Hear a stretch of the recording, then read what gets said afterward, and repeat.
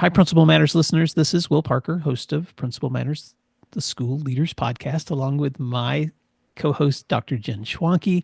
And Jen, before we jump into this week's conversation, which is going to be a interview with a great leader, Nason Lollar, our question of the week is supported by Summer Pops Math Workbooks. Principals, when students practice math over the summer, their math scores go up. So, what's your summer math plan this year?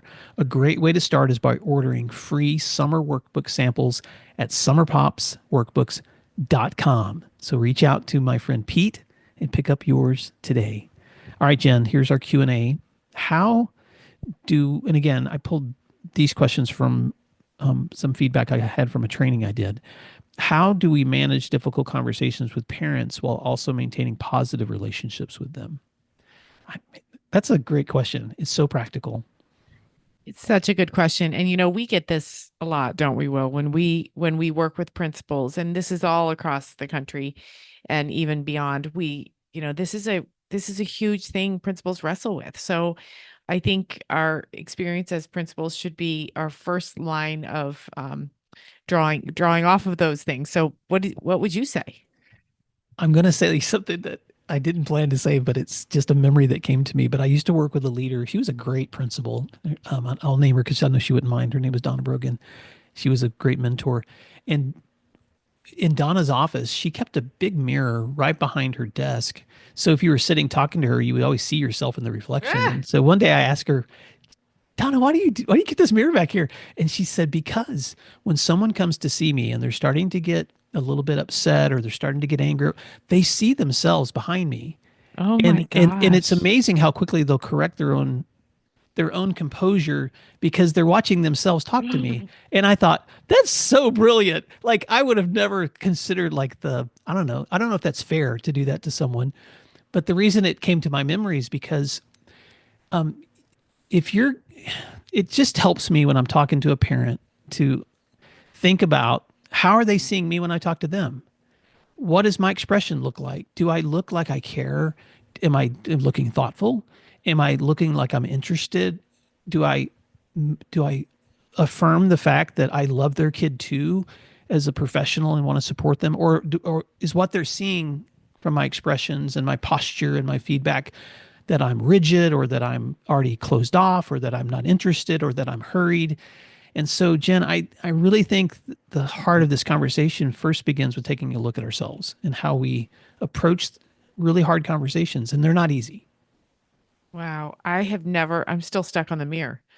I had never thought of that because it is true. How we appear may or may not accurately reflect how we feel or the point we want to get across or our intended outcome. So I'm gonna have to stew on that a little bit. Really smart, really smart. Yeah. When I talk to principals about this, I always say you can do both. Um, you can have what the psychology world calls a dialectic, where two things that seem to oppose can be true. You can have a conversation with a parent on content they do not want to hear, on with an outcome they do not want to happen, about a topic they're very sensitive about, their child. You can have that conversation and still preserve a relationship. Now, I want to be very clear, and I say this to groups all the time. There are some parents that is not true. They are going to hate you simply because you're the principal, simply because you're the one that called them. Mhm. So, okay, make peace with that, acknowledge it, move on. But most parents, they don't want a combative relationship with their child's principal. Most parents want to walk away feeling okay about difficult conversations. And so, one of my tricks is to say to a parent, I'm so sorry. I've got to have a really tough conversation with you. And then I always joke, what am I going to do then? Say, just kidding, I'll call you tomorrow. I mean, then I'm in it, right? And I'm going to continue with it. And then, to say all the things that matter, such as we're going to solve this together. We're going to have to look at some consequences or some discipline decisions or whatever, and you're not going to like those, and I know that, but it's not up for discussion, unfortunately, and there is no appeal process, whatever it is that you have to say. But it's, I think, the tone that we use, the facial expressions we use, and to repeatedly restate, this is hard for me too. Not as hard as it is for you as a parent, acknowledged, but it's hard. And we're going to work through this together. And, if we do that, I always wonder, I think people sometimes hear about 20% of what you say in tough situations. So you have to repeat the stuff you really want to hear, probably 8 times. No, there's so much wisdom there. So you can be positive and supporting while at the same time being direct. And sometimes direct means that there are some things that are negotiable and some things that are not. But I always just try to place myself in the position of what it's going to feel like to be on the other side of that call for me.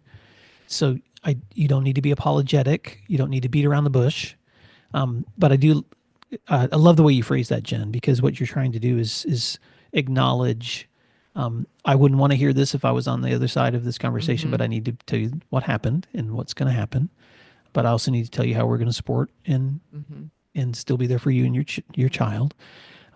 I think the other thing that's been helpful, and I'll just add this as a final thought, is as a younger leader, I was so task driven.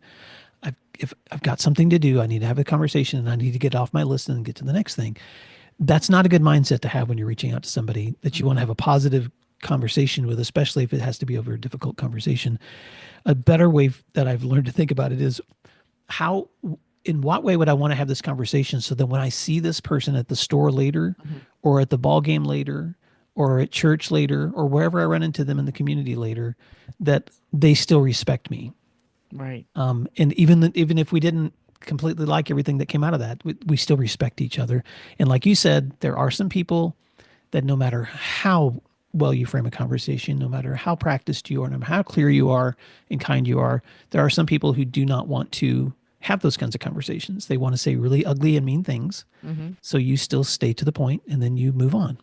Right. And so we can't address in the time frame we have here for our Q&A, but any final thoughts before we wrap up, Jen? No, I had a final thought that would probably take 20 minutes. So I'm going to save that for another situation. I guess what I would say is don't ever make the mistake of thinking it's personal and it's you. It's not. It's the title. It's the job you have. And, a lot of people deal with this. Doctors, they get talked to in horrible ways all the time because they have to deliver really tricky information about a loved one. There's signs up in hospitals now. I don't know if anybody's been in a hospital lately, but it says you may not abuse our doctors. So it's, people let their emotions to overtake their common sense. So I think it's a good conversation. I don't think we can say it enough. We just need to continue to rally our principals on, our listeners to say, it's not you, it's the message you're sending. Well, and what a perfect segue into today's conversation with Nason Lollar, who's an experienced leader, the author of a great new book. And he's going to talk about how to hold on to those professional behaviors in this work that we do that will save us a lot of trouble later. So, Jen, thank you so much for being a part of the Q&A. And Principal Matters, thank you, and I hope you enjoyed today's show. Thanks, everyone. Support for Principal Matters comes from DigiCoach and its walkthrough tool. I want you to picture walking through classrooms, observing teachers and students. In just 10 minutes, you'd hope to see good instructional strategies and student learning taking place, or maybe you have questions about something missing from instruction or planning. Instead of taking 30 minutes to write a follow-up email or leaving your teacher feeling unsupported, wouldn't it be great to have an app on your phone or tablet where you could send immediate feedback while also collecting data? Enter DigiCoach, a customizable walkthrough and coaching tool created by school leaders for school leaders with thousands of pre-written, research-based commendations and coaching tips empowering you to provide quick, actionable feedback. DigiCoach is not an evaluative tool. Instead, it is an easy-to-use feedback and coaching tool, an efficient way to store your notes and collect data for improving student outcomes right in your hands. It can be used on iPhone, Android, or tablets and includes speech-to-text functions. Make the most of your walkthroughs with a tool that saves you time and enhances meaningful feedback to your teachers. Go to digicoach.com to learn more, and please tell them Principal Matters recommended you check them out. That's digicoach.com. Hi, friends. Did you know that Principal Matters, the School Leaders Podcast, has been downloaded over 1.5 million times? We are so proud to share conversations, interviews, and resources to to support leaders like you who are serving school communities worldwide. And I'd like to invite you to explore our books, our professional development offerings, our Grow Academies, our masterminds, executive coaching, and keynote presentations, because we're here to help you and your teams build schools that you're proud to call home. So here's my question. How are you planning to keep growing in the semester ahead? We're booking events right now for the next 2 years, and we would love to serve you in person or virtually. So visit williamdparker.com and click services, or email me at will@williamdparker.com to connect. I would love to hear from you. Thank you, and I hope you enjoy the rest of today's show. You're listening to Principal Matters, the School Leaders Podcast. Principal Matters Podcast, episode 440.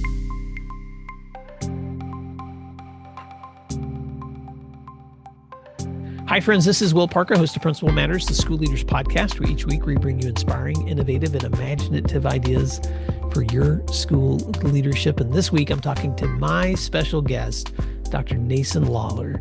Dr. Nason Lollar has more than 24 years of experience in the field of education. He has served as a high school math and social studies teacher, baseball coach, and assistant principal, and currently as lead principal. And he holds a doctorate in education from William Carey University. In 2023, he was honored by the Mississippi Association of Secondary School Principals as State Assistant Principal of the Year. And he is the author of the book, 5 Principles of Educator Professionalism, Rebuilding Trust in Schools. Nason Lollar, it's so great to have you in the room, my friend. Why don't you fill in the gaps on that intro and tell listeners something else they may be surprised to know about you? All right. Well, thank you for the intro. I appreciate that and the opportunity to speak with you today. I've spent, obviously, a Mississippi educator. Spent 14 years in the classroom, teaching math, social studies, coaching, several different sports. And then, honestly, if I could throw out something that's probably different, I can say that as an educator, I'm a second generation educator. Both of my parents were teachers. And then right after I finished my mom's 10th grade English class, my dad took my high school principal's position. So I was had blanket coverage while I was in high school.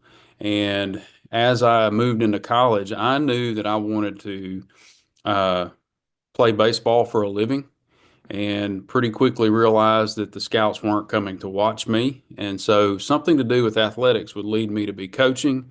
And the one thing I knew without a doubt when I went through my teacher education plan was that I never wanted to be a principal. That was the last thing I ever wanted to do, was to be a school administrator. And I don't know why, but that was just something that was stuck in my mind. And maybe that's why I taught for so long. 14 years is a good stretch in the classroom, but finally kind of slowly came around and was very fortunate to move into an assistant principal position at Germantown High School in Mississippi. And didn't think there would ever be a job I would enjoy more than coaching. And lo and behold, assistant principalship was it. I spent 9 years doing that, and I couldn't imagine having more fun being an assistant principal at a school like Germantown. And then had the opportunity to move over to the career technical field. And so I'm in my second year as principal at the Madison Career and Technical Center in Madison, Mississippi, and learn something new every day in a field that continues to grow at a much quicker pace than that. It is really booming right now, so it is a good time for me to be in that field, and I'm excited about it. But that's probably some of those gaps. Yeah. Well, we have a lot in common. You know, I was an AP for 9 years before I was high school principal. And I said the same thing, Nason, when I was a teacher. I was like, I don't really want to be an administrator till I feel like I've done this long enough that I would have the experience and the prep. And I even made a joke. I'd be like, when my hair turns gray, then I'm going to take maybe I'll go that direction. But I inherited my mom's genes and my hair hasn't turned gray. So it's, I mean, so there's a little bit of salt and pepper over here, but so I finally just took the plunge like you did. And same thing. I didn't, at first it was the most overwhelming thing I'd ever experienced, and then it turned into one of the most rewarding things that I ever did too. You've been at Germantown High School. You're now at Madison Career and Technical Center. Talk a little bit about some of the, we're going to talk about leadership in your book, but talk a little bit about some of the outcomes you're most proud of it for the students you're currently getting to serve. So, going into some of those things that I've learned in the career technical field, I really didn't have a lot of career technical experience beforehand, moving to this school. Being able to put a legitimate definition to workforce development, which is a term that, at least in Mississippi, I'm not sure about your area of the country, but in Mississippi, the words workforce development get thrown around so often. And to be able to see uh, businesses come into my school and watch them conduct interviews with our year two students. We recently had an HVAC business that was looking for um, help and a hiring for someone who could potentially move into a full-time position and learn that business with this gentleman who owned his HVAC business. And he's probably only going to hire one person, but I felt like the process that he's gone through will end up with one kid striking it lucky and receiving a great opportunity in the form of a job, but we will also have 11 to 12 other students who will have the opportunity of a low risk interview with a huge reward of the experience of having the interview. And to me, being able to implement that and see that repeat throughout the different programs we have within our building has probably been one of the most fulfilling experiences for me. We've had multiple companies that have come into our building, and I feel like national certifications and accountability aside, when it really comes down to it, workforce development is where we make an impact on that statistics that gets thrown around so often about workforce participation. And it's really fulfilling to see students jump in with the opportunity to start a career at a young age, because quite often some of these students aren't going to go straight to college, and and they will still be able to set up quite a nice situation for themselves and their families. And I think that's probably the first thing that comes to mind is one of the big moments that I've realized. And after they got that 6 month period of getting your bearings at any new job. I feel like last spring and this fall, being able to set up opportunities like that has been really nice for me to see. Because we're blessed. We've got a lot of really good students who want to work, and they've got abilities that they can share and really help our community grow. Yeah, I just what I love about career tech, and we have a wonderful career tech center here in the Tulsa area. My son attended there, my daughter attended there. It's wonderful for kids to have opportunities where whether it's industry or business, or whether they want to go to college, but they have options. And you and I Mhm. both know gone are the days where students are just being prepared for college ready. And Mhm. people will often give lip service to college and career ready. But I love it when communities actually invest in all those options. Mhm. And so kudos for that. Thank you. In your book, Nason, you take the lessons you've learned through years of teaching, Mhm. coaching, and leadership. And what I like about your book is you kind of just bring it back to the basics. Listen, if we're going to do education well, and if we're going to really do education in a way that can serve kids and serve communities, it doesn't have to be really complicated. I mean, it's obviously complex. I'm not saying it's not complex, but sometimes we complicate the complex. And what I like about your leadership style in your book is you simplify what does it mean to be a professional in this work, and how can we keep our eyes on those simple things that are going to help us stay that way. And I'm going to ask you to unpack the acronym trust, because and talk about how you use that as a way to kind of guide the way you build learning and the way that you lead school settings. Yeah. So I think uh, to go back before we get into that trust acronym, I think the setup to that answer to that question really is a good. If you look at the timeline of my career, I think that's a pretty good barometer for good or bad. Uh, but I started as a first year teacher in August of 2000. There was not one single device in the classroom where I taught when I began. And the funny thing about it is that we actually had an initiative passed in Mississippi so that my second year, it was mandated that every classroom get a personal computer where we could use to do grades, and internet was accessible there. So in the 2001-02 school year, there was one device in my classroom, and and then my grade book promptly crashed at Christmas, and I learned the lesson of how to make sure I had everything backed up properly. Um, but we've expanded quite a bit, and technology is one example. But I feel like that for the course of my career, looking at it from the big picture, um, sometimes our attention span in the field of education can jump around sometimes, and then I feel like we're currently in the middle of what I would consider a bit of a pushback against so many fads that have popped up, and many of them good, so many of them well-intentioned, but at a point now where we've kind of hit critical mass on the effectiveness of so much of it. And um, there's not a lot of reinventing the wheel in a lot of what I wrote in the five principles, but there are a lot of tried and true methods, and there is plenty of research to back a lot of that up that I don't think it would hurt to refocus on.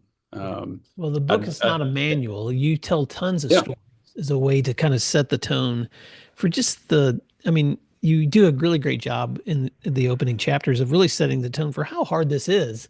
You know, Mhm. and you tell the story of several educators and kids and so you set the stories, you set the book up in a way that really helps people relate. But then you don't leave it there. You also talk about, okay, what can we actually do in the midst of whatever that situation you find yourself in, and whatever the pendulum swing happening in at the time that you're in education, what are those things that hold true over time that are timeless in the way that we serve schools? I'd love it if you could unpack first how you use that acronym and then just take Mhm. it from there, Nason, in terms of some takeaways that might be helpful for listeners to apply in their as they Sure, think about sure. their own leadership. Yeah. Well, I started with the basic belief that through leading professional development at several of the schools that I've had the opportunity to be an administrator at, where we've um, basically spent at least a school year walking through our code of ethics. There were great tie-ins to teaching and learning that would illustrate so many of those points within that. But I think that's probably a foundation from where I started from.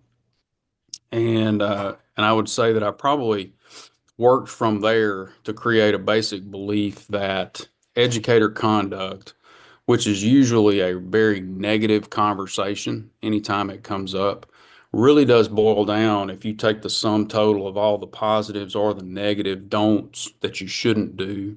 Um, Whatever our conduct is on a day-to-day basis is our contribution to the culture of our school. And so when you view conduct in terms of culture, that's where I think you come down to this factor of trust.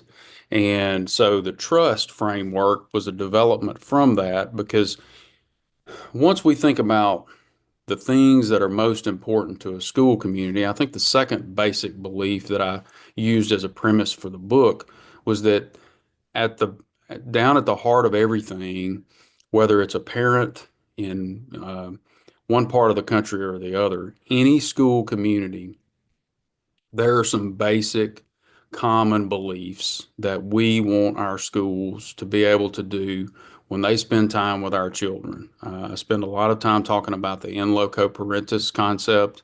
If we're going to be a substitute for parents, that's one of the things that makes the job so hard and so complex, because, I mean, parenting decisions run the gamut. But those five principles that I feel like are common to every school community starts obviously with the T. teaching and learning. And even though content is so different in so many areas and so many ages of children that we teach and that we work with, you pretty quickly find out that regardless of the age or the content area, teachers that can collaborate well, teachers that understand the power of reflection and being able to analyze the students in their room that get it and the students in their room that do not, and then being able to use those reactions within the classroom to perform the function of a little instructional coach that is sitting in front of you. The ability to properly use data to drive the instruction that takes place in a classroom. I talk a good bit about assessment in the teaching and learning chapter, where there's the capital A assessment that we often see as a bad word in education today, but there is a link from that big capital A assessment to the lowercase a assessment, which should take place probably hundreds of times a day as teachers read student reactions and then react to the students in a way that helps them clear up misconceptions, answer missed problems, those type things. I really do feel like that's one of the key parts that makes teaching so hard, but also is most impactful, is when the teacher can react to student misunderstanding on the fly.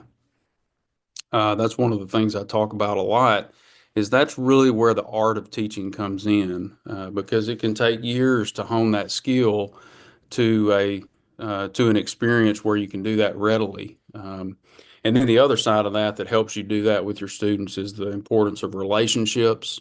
Can't speak enough about relationships. That's something that's obviously been a big topic for a really long time. Uh, but in addition to that, the effort that we all talk through so often about trying to achieve equity in our classrooms. I kind of turn that around. I think it's unfortunate, but equity is one of the topics, depending on the part of the country that you're talking to someone in, it could be seen as a pejorative or the all be all and end all of what we do. And it's very important. But I think in my chapter on teaching and learning, I talk about the fact that equity really comes down to student expectations. What are they? And they, of course, they run the gamut of every possibility. And then we as educators have to take them where they are and then bring them up to what the standard is that we're trying to help them achieve. And none of that can happen without us building strong relationships built on our core, not necessarily trying to build a relation with them personally on our our personalities or our favorite things that we like to listen to on the internet or videos, or our favorite teams. Building that relationship based on our core of why we are there in the room with them is something that all of our students should know and understand. And I think is one of the worthy reasons why we spend so much time talking about our purpose. So from there, obviously, I throw in a little bit. I probably have more of an old school view of lesson planning. I talk a little bit about that, which any uh, any school is going to have a lot of really good planning going on in it, and the method of submission is not quite that big of a deal. That's up to everybody else. But also, schools where teaching and learning is very strong are going to innovate, which is really just a new word for what we all know as the trial and error process, which really creates more of a cycle because that trial and error process doesn't happen so successfully unless we collaborate well with each other. So that would be the T, So the trust. and what I love about that, Nason, is that you just in a nutshell covered so many of the important aspects of thing one. Why are we Mhm. here? Teaching and Yes. learning always comes first. And teaching and learning is a science, it's an art. It involves all those things that you talked about: instruction, coaching, data analysis, reaching students where they are, reacting to misunderstandings, equity, relationships, purpose, lesson planning, innovation. All of those things are so important. Mhm. Um, There's no way we're going to get through all 5 of these in this episode. And so, but here's what I want to do. I'm gonna list the rest of them, and I want to pull out another one for you to unpack for us. So you've got Okay. teaching and learning always comes first. That's the T. R, remain vigilant to safety, which, man, that's so Mhm. important. You understand the power of communication. That never stops because you and I both No. know that you've got to control that narrative. S, seek balance. And T, take ownership of your morale. Man, these are so powerful. Pick another one to unpack for us, Nason, because any one of those I think would be a great place for us to park for another few minutes. Let's take a moment to thank our sponsors, and then we'll be right back. Principals know a strong school starts with a strong team, making sure teachers feel heard, supported, and valued. But in a busy school year, it's easy to miss how your staff is really doing. That's why I'm excited about Alpaca, a new way for school leaders to listen to their teachers and support them well. It all starts with one simple question: how are you doing? And how easy is that? Alpaca's quick pulse surveys give teachers a way to share honest feedback, no long forms or 1 to 5 scales, just meaningful insights that help you know where to celebrate and where to focus. And celebration, Alpaca makes it easy. Each month, Alpaca delivers a teacher celebration kit with care packages, recognition ideas, and fun activities. It's effortless for principals and ensures teachers feel heard and celebrated. With Alpaca, your teachers will feel heard and you will feel like a stronger leader. Make a real difference in your school's culture at alpacapacks.com/Principal Matters and get 15% off just for Principal Matters listeners. That's alpacapacks.com/Principal Matters. Why is IXL used in 95 of the top 100 U.S. school districts? Because it works. Research across 45 states showed that IXL schools outperform other schools on state tests. With IXL, you get a personalized online learning and teaching solution that helps you improve achievement, empower teachers, track progress, and more. This one platform for K-12 helps teachers accomplish what normally would require dozens of other tools. For example, as students practice skills, IXL automatically adapts to ensure each learner is always supported and challenged at the right level. IXL also provides every student with a personalized learning plan to help them close knowledge gaps effectively. One of my favorite things about IXL is their personalized test prep tool. For exams like the SAT and ACT, IXL will analyze a student's most recent score and generate a custom list of skills to help them boost their scores. If you want to take the load off of your teachers so they can do their best work, IXL can help. Learn more at IXL.com/PM today. So I would say that for each of the scenarios, one thing that I've done, you mentioned using vignettes or scenarios throughout the book. One of the hallmarks of my time in grad school was the off the wall, really tough to unpack scenario that could just the 18 things in a row that compound a situation into a train wreck. Those situations obviously do happen from time to time, but I felt like it would be really worthy for us to spend a lot of time on the good scenarios where we notice good things that are happening within our building. They happen every time, every day on a daily basis, but also just the normal everyday type things. And one of the chapters where I do that, and it was not my intention to write a biography as I wrote this. I obviously do have a lot of experiences in that. But the chapter on communication, I feel, is so important. And I did actually use some personal scenarios that I've experienced. Um, one of the one of the scenarios I use in the chapter on communication comes from a dear friend that I had the opportunity to teach with as a colleague, and then later on got to work as an administrator as she taught in my second school that I worked at. And I share a story in there where she went out of her way to point out to me as a very young teacher in my second year that some of those kids that I really struggled with in my first year were really learning a good bit, even though I didn't quite understand that at the time, and took the step of going to my principal to write a letter stating how good of a job they had done, and that they would put that letter in my file, which would just blew me away um, whenever I was talking with her at the time, and one we've shared a laugh with over the years, as she's grown with me, and then but the communication that she shared was official. It was also communication that encouraged. And so in the chapter on communication, I really talk through three main modes of communication.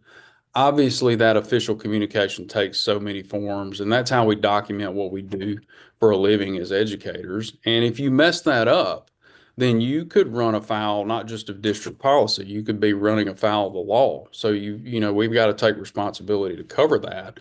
But then you've got indirect communication, and that's everything that happens in between. And honestly, that's the part where we tell everybody the truth. When we give our basic first reaction, we're showing everyone our attitude, and that's a huge part of what we do too. And I talked through the fact that as educators, sometimes it can be a little overwhelming to think that everything we say in the course of a school year could be the motivation for a student's life's work, or it could shade their opinion of us for the rest of their life. If we sat there and contemplated that fact, it would be hard to move on a daily basis. And that's why I feel like the indirect or unofficial type of communication is so important, because if we can take care of our attitude on a daily basis and make that, again, grounded in our purpose, then we don't have to worry so much about the self-discipline within our language, because it's going to be coming from an area of positivity. And then finally, communicating empathy in a way that really lasts is only done by listening. And so obviously there's a lot that's said about how to listen, how to do that well. I do bring in a little bit of research there on the communicating empathy and how important that is. And a lot of what goes into listening has to do with the environment that we create. And again, it goes back to our relationships. Quite often that doesn't just mean our relationships with our students, though. We're also It's just as valuable as our relationships with our colleagues. I also talk a good bit in that chapter about how much bias can really color the outcome of a lot of what we do as educators. I share a story from my own United States history class where I really stepped in it by just not understanding the power of that bias, even when I took great lengths to try to correct for my own. I didn't correct for my students, and it almost turned into a nightmare. One I can thankfully laugh about today, but at the moment it was a little scary. But our bias comes out, and I think one of the things we have to do as educators is understand that we do have biases, and then do everything we can not to put our foot on the scale when those topics do come up in a classroom. We've gone through an election here recently, and even if you don't teach a social studies class, the odds are pretty good that a kid may come in and ask you a question, even if you teach math about a subject like that.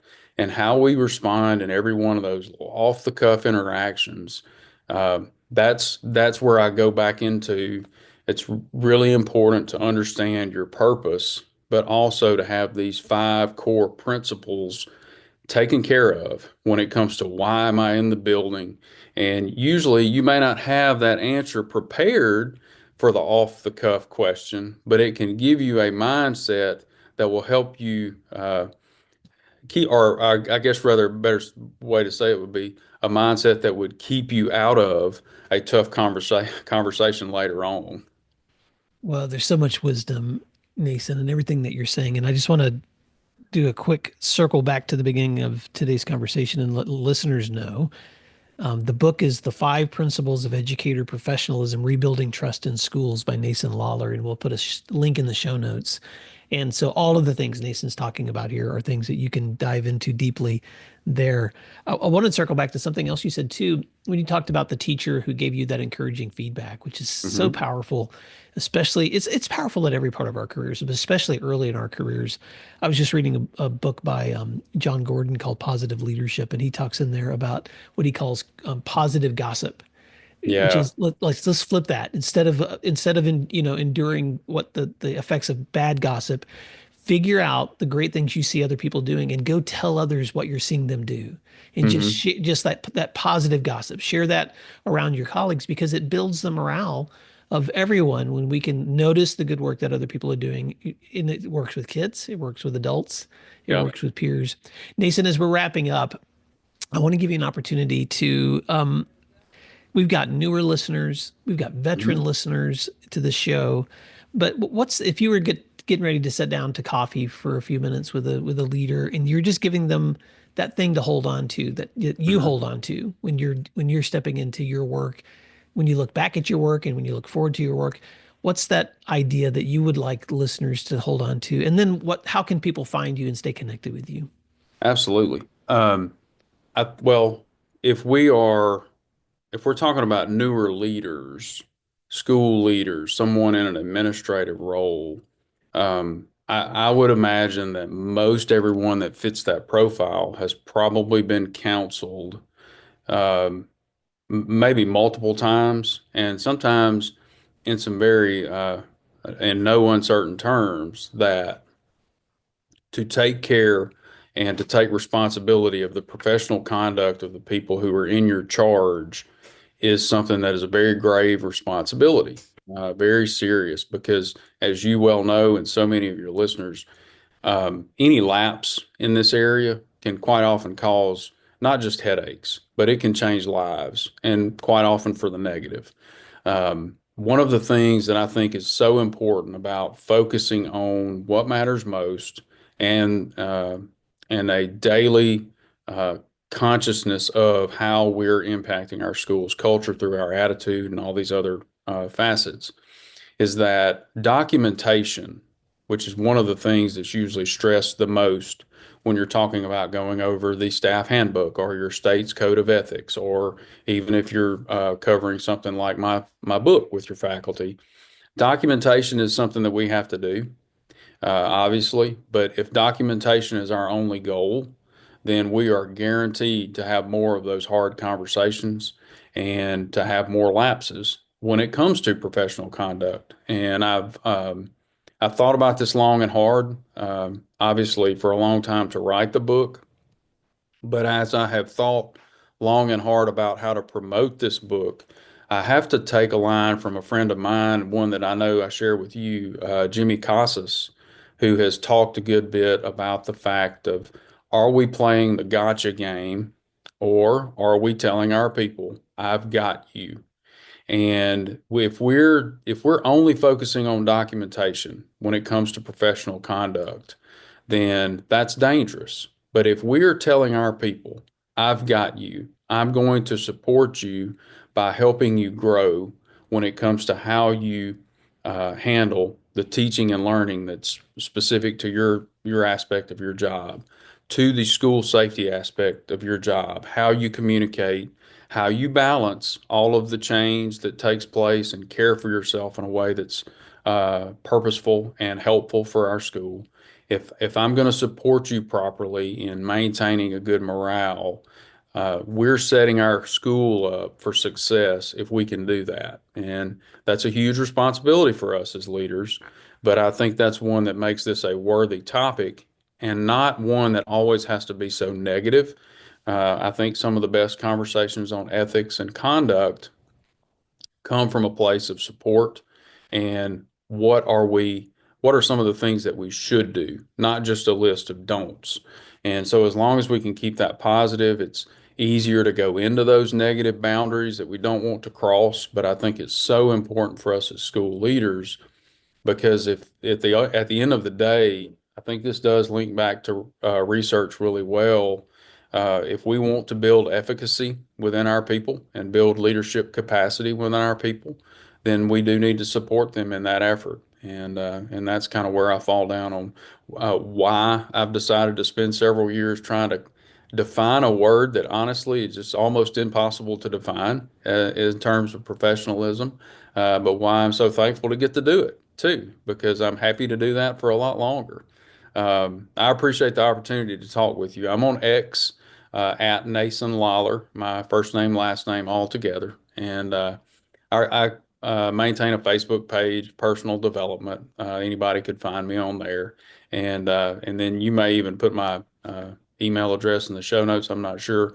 But social media, I'm happy to talk professionalism with anybody who will listen. And so if anybody would like to connect with me, social media is probably the easiest way to do it.